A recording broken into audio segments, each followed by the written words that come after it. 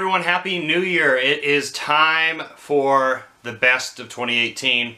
I haven't seen absolutely everything. There's quite a few things out in theaters that I have not seen, but I've seen my fair share of films from 2018 that I really loved. First, I want to say this has been a fantastic year for films. In my opinion, blockbusters didn't hit as hard. However, there was a lot of fantastic indie films, a lot of first-time directors doing a lot of amazing work, and just a lot of amazing films. So, before we get into our top 10, let's do a little bit of honorable mentions. So, the first movie I want to mention is the movie The Hate U Give. This is one of my favorite films of the year. Obviously, it's in my honorable mentions list. I don't have it physically here with me, but this movie portrayed something that I don't really think about too much, as you have principal characters who come from a different background than I do myself, and it just really fleshed out a lot of those tensions that I don't see in my everyday life between law enforcement, the government, and just everyday citizens, and especially for the African American community. And so I really loved how emotionally impactful this movie was. So straight from that, another honorable mention here is Bo Burnham's directorial debut, 8th Grade.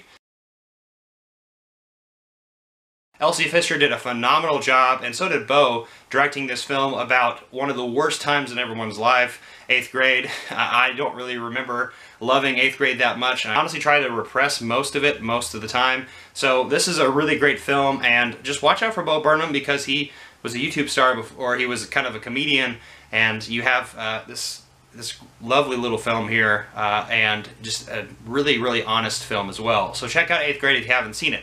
Alright, moving on from another honorable mention, I have a movie called The Rider.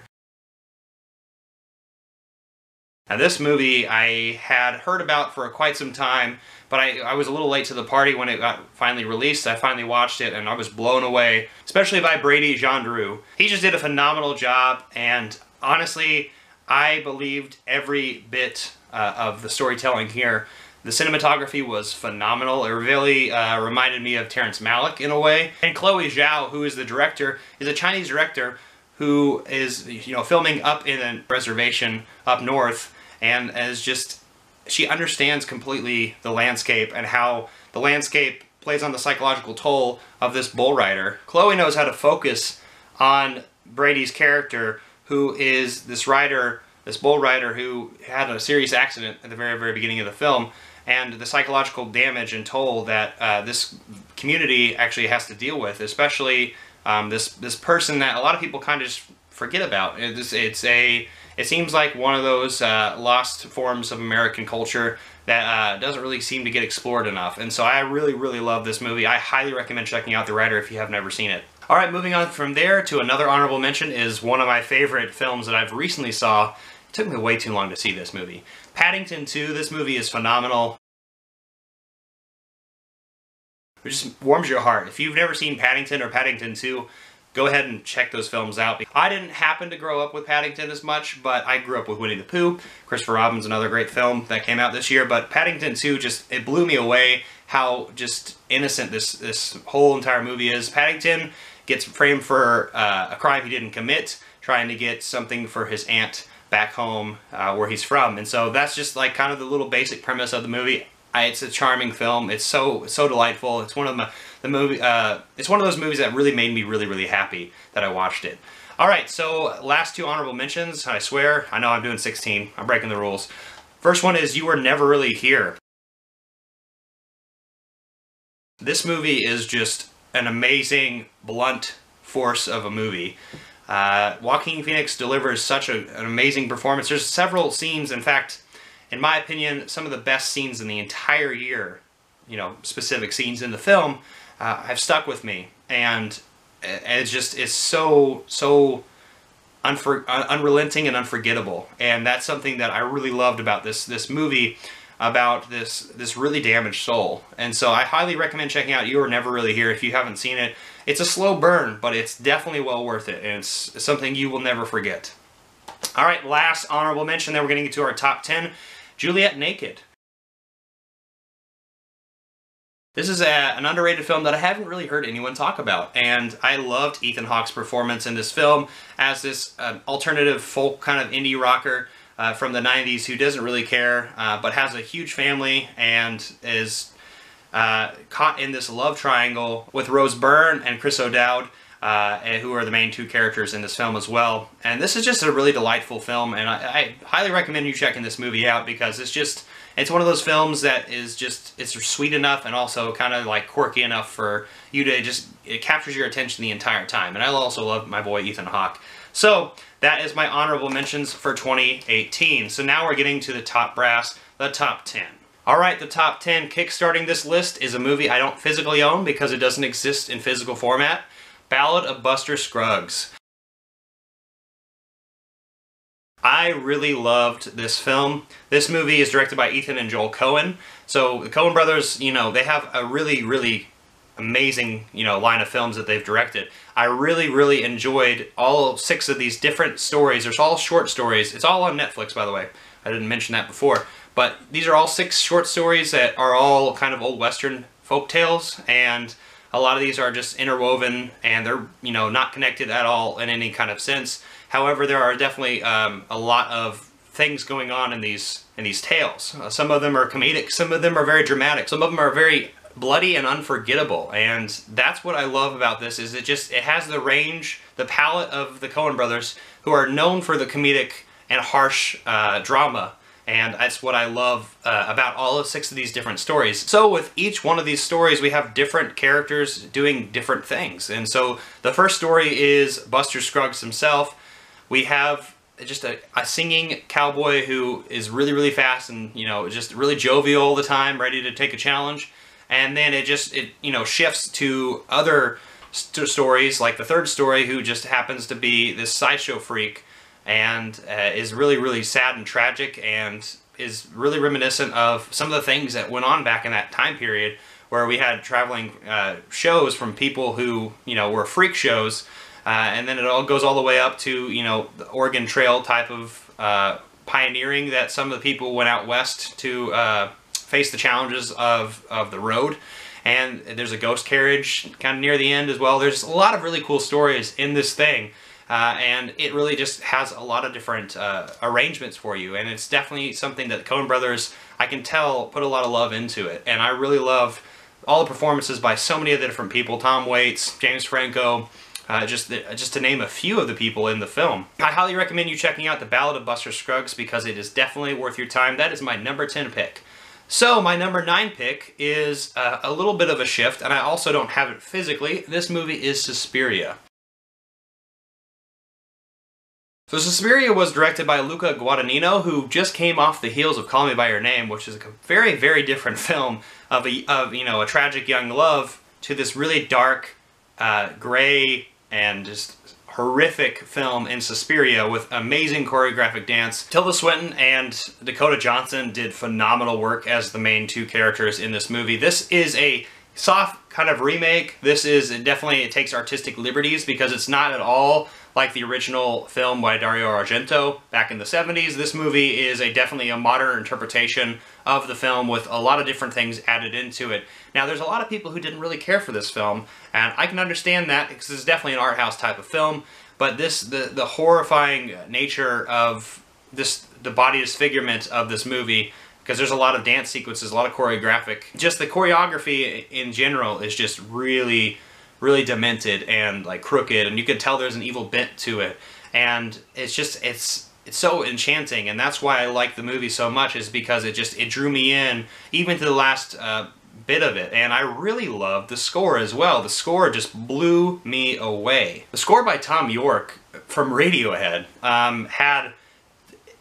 the first time I watched the film, I've watched it twice, I did not realize that the music that was going to happen was in the film.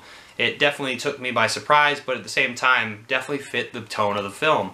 And that's what I loved so much about it. It just seemed oddly juxtaposed with what was going on in the film, on the screen itself. And so I really loved the performances, the choreography, the cinematography was just phenomenal as well. It's based during the tumultuous years in the East Berlin, and so this is during the Cold War, and so you have a lot of just really, really dark and bleak things going on around the city. And so that's what I love so much about this film, is it captures the time period historically and also has that supernatural element to it as well. So anyway, I've gushed on about Suspiria. So Suspiria was my number 9 for the year. Let's move on to number 8. Alright, my number 8 for the year was Marvel's Infinity War. Holy shit, this movie pulled it off. The Russo brothers, after I think 18 films, this is like the 18th one, I want to say, they finally pulled off to where we have Thanos. This is what we've been building up to. We've been building up to this amazing payoff. So where to start with this movie? This movie is just one of those things that you have to kind of watch the other films prior to this film to pull off something like this. This has never been done in cinema. That's why it's so grand. It's a big, giant cinematic universe, and the payoff is just amazing. And this is just part 1.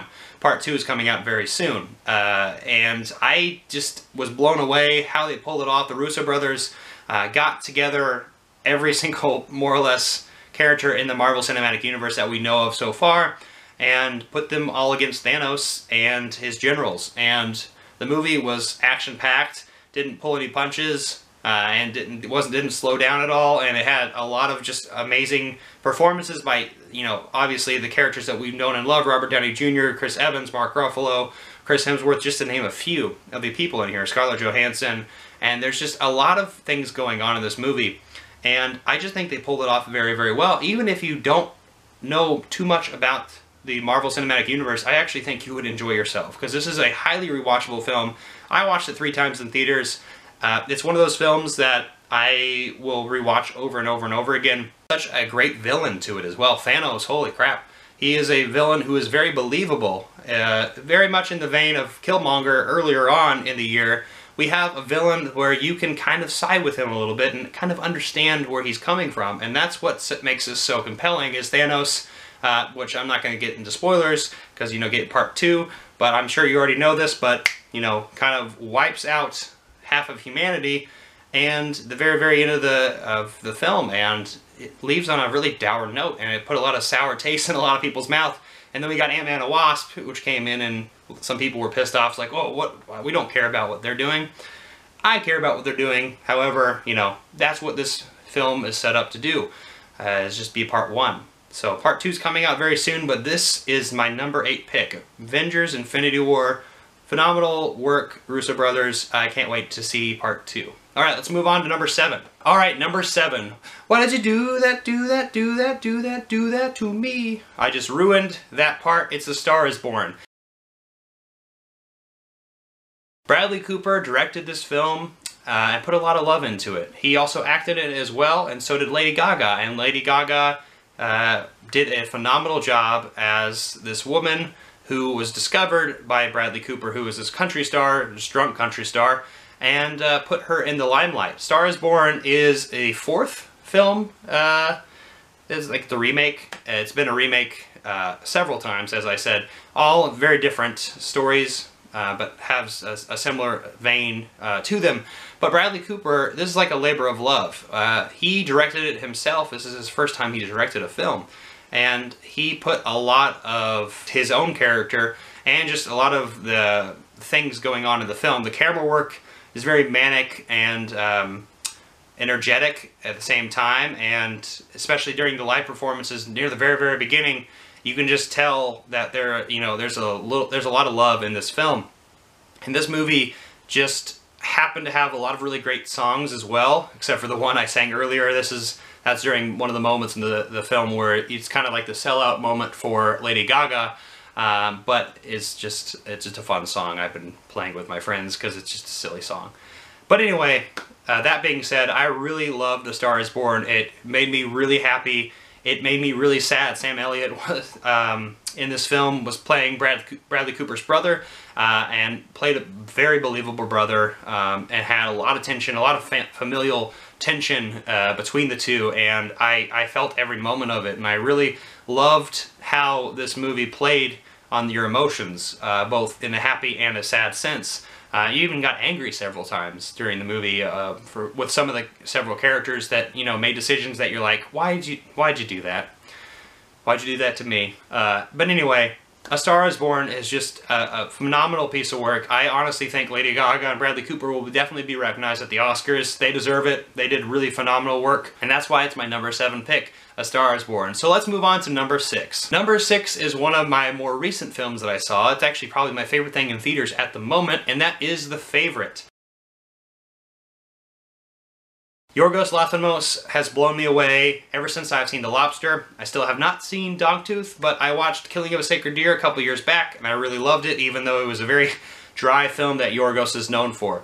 But with The Favorite, you have this movie where you can definitely tell it's a Yorgos Lanthimos film, but it has a lot of charm to it. It's got a lot of that cattiness between Rachel Weisz and Emma Stone, and it's got energy to it, and it's got really dark and black comedy to it that I really, really appreciate and love about it. Fighting Over the Queen. Olivia Colman, who also did phenomenal, phenomenal work in this film. This movie was just such a charming movie. It reminded me like half Barry Lyndon and like half The Lobster. It's just this weird combination of things I never would think would fit together in this very high bourgeois type of film, and that's what I love so much about it. Is just these people are detestable but also likable, but also very human, and I think it was really grounded in a lot of those relationships. And despite all the things that Rachel Weisz and Emma Stone were doing to each other, you can tell there was a sense of realism to it, and Yorgos put a lot of that comedicness to it as well, because it definitely made it outlandish, and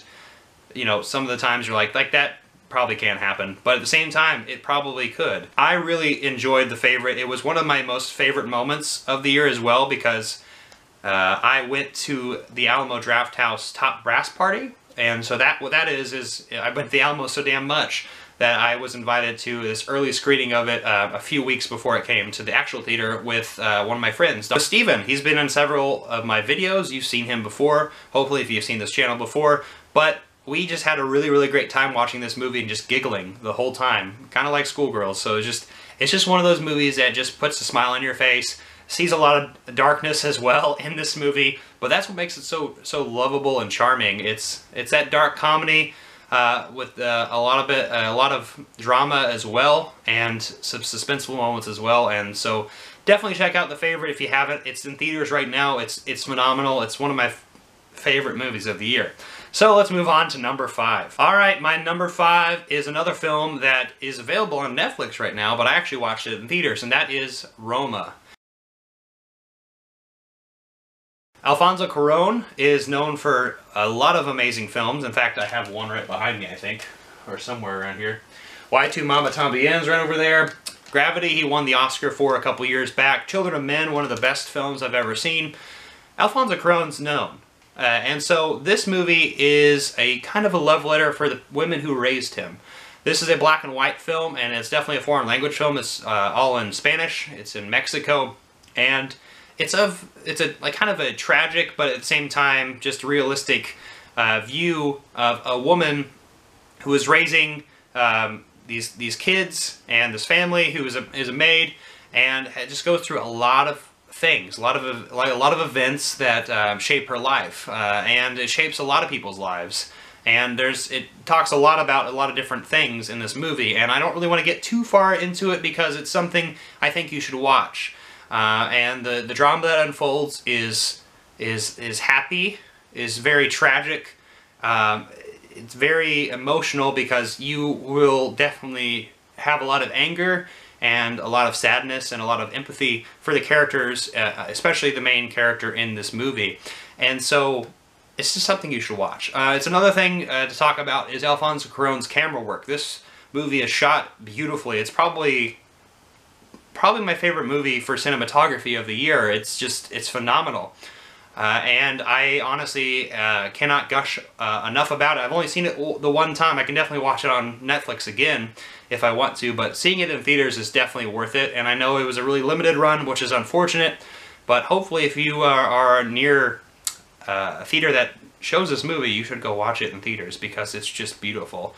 It's a slow burn of a film. It's one of those films, it's kind of a non-event, but that's what makes it so compelling and dramatic. And that's what I love about this film, is that it makes you feel a lot of emotions, and it goes through a lot of the things you probably don't want to see on screen, and it makes you confront them. And that's something I really love about this work. It's something that has some comedic elements to it as well. There's several moments in the movie that made me laugh out loud quite a bit. But there's a lot of charming moments as well, and there's a lot of really sad moments as well. And it's just one of those movies that you cannot forget. There's several scenes in this movie that just are unforgettable. And I hope you enjoy Roma as much as I do. So I would highly recommend checking out Roma, especially on Netflix if you don't actually have a chance to see it in theaters. So let's actually move on to my number 4 pick. Alright, my number 4 pick is probably the best horror movie of the year, and one of the best horror movies of all time in my opinion, Hereditary. Now, Ari Aster is the filmmaker who created this amazing piece of work. This movie is just one of those horrifying films that, when I say horrifying, I mean in a very real sense. It is a familial drama, but it's also wrapped in a supernatural element. This movie gets a lot at mental illness and what it does to certain people. And mental illness affects a lot of us, and so does a lot of the things that this family goes through. A lot of familial trauma, and it's just something that is very scary. The cinematography in this movie and the performances, especially by Toni Collette, are just off the wall, just amazing. And honestly, I honestly think that Toni Collette should win the Oscar for this particular film, but I don't know if she's going to even be nominated, but I hope she is. But that being said, like I mentioned, this movie has a lot of horrific elements. It's got that supernatural elements to it that you don't really exactly know what is going on, but a lot of things are just, you know, going bump at night, seeing things in the corner of your eye, and kind of just staying there and lingering. It's one of those movies that is a slow burn, but is definitely well worth it, with lots of twists and turns, and just a lot of amazing performances. This is one of those movies that you will not forget easily, because a lot of the things going on in this movie are going to probably cause you some trauma as well, and but that's a good thing, because obviously this is, you know, supernatural. And so hopefully you enjoyed this movie as much as I did. But my number 4 pick for 2018 is Hereditary. It is amazing. Go check it out. Seriously, go right now. Alright, we're down to our final 3. The first one, we're doing a harsh shift into a film that actually doesn't scare you, but makes you really, really happy to be alive. Won't You Be My Neighbor? This is the Mr. Rogers documentary.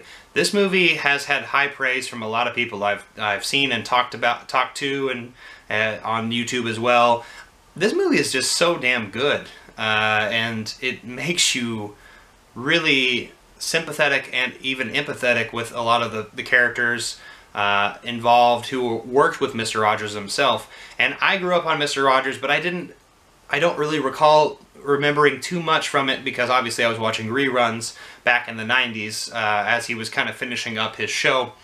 And this documentary just has so much heart to it, and especially with the world today, with its political divide and a lot of the things that are being said in social media or just in general, and a lot of the conversations I have. This is a breath of fresh air of positivity that I think is definitely necessary, and it got injected into my life, and I cried like a baby watching this movie, and I hope you do too. Honestly, it's one of those movies that affected me emotionally. It made me happy. It made me mad to see something like this not really seen today.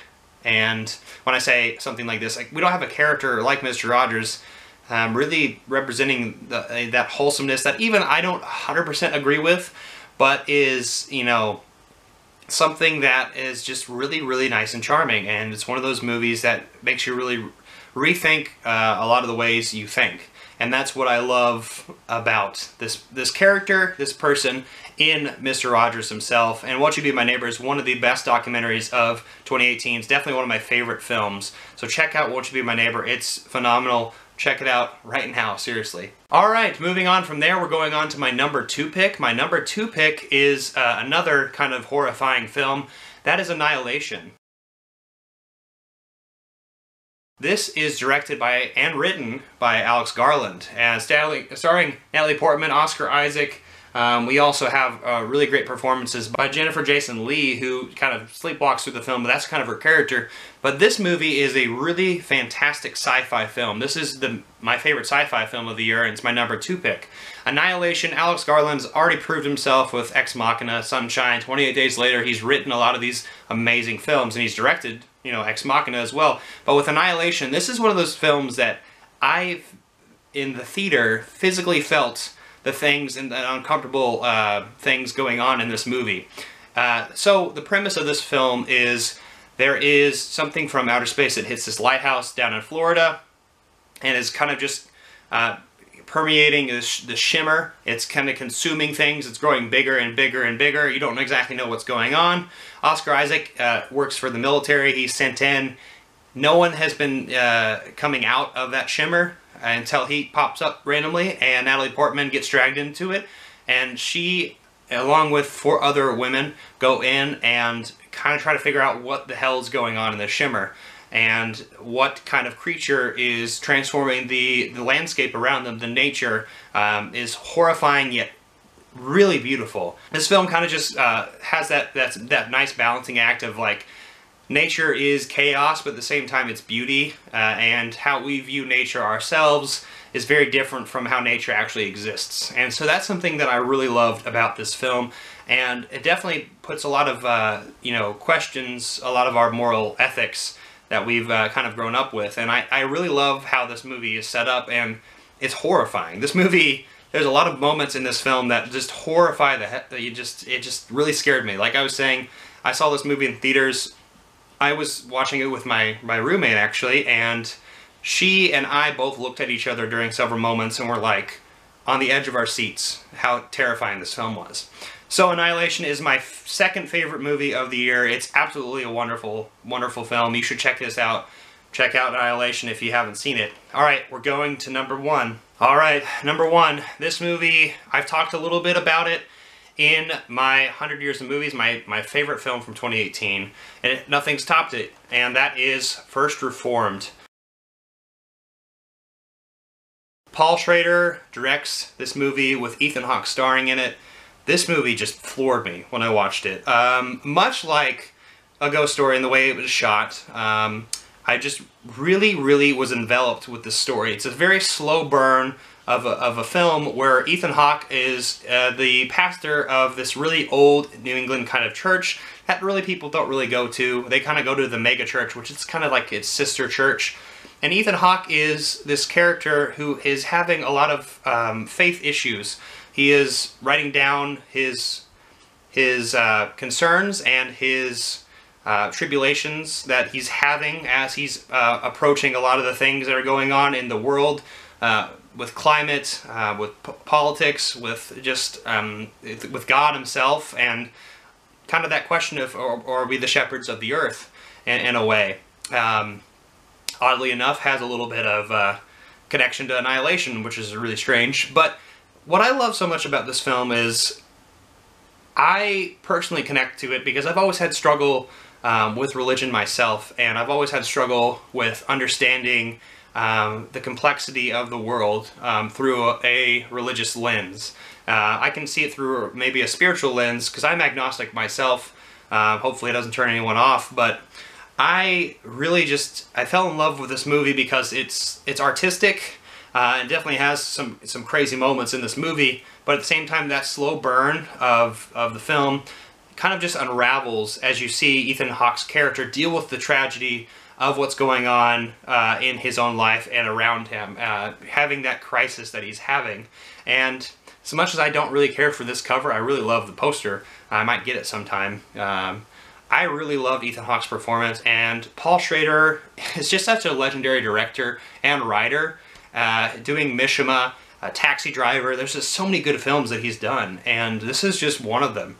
And I fell in love with every shot of this movie. You know how I was talking about with Alfonso Cuarón being some of my favorite shots of the year? This ranks among them as well with First Reformed. The cinematography in this is just, it stays there, and it makes you think, and it makes you have to be patient with these kind of films. In fact, actually, I think that's a theme in a lot of the movies that I've picked for my year. They're slow burning films that really make you think, and I really love that element of storytelling, especially in First Reformed. So this is my favorite film of the year. I want to know your thoughts on my top 10 list, my honorable mentions. What other movies did I miss out on, did I not talk about? I want to hear your thoughts. I want to hear your top 10 down in the comment section below. Did you have a good 2018? There's quite a few things I still need to see. I still want to see Burning. I still want to see Shoplifters, Vice. There's several things I still want to see.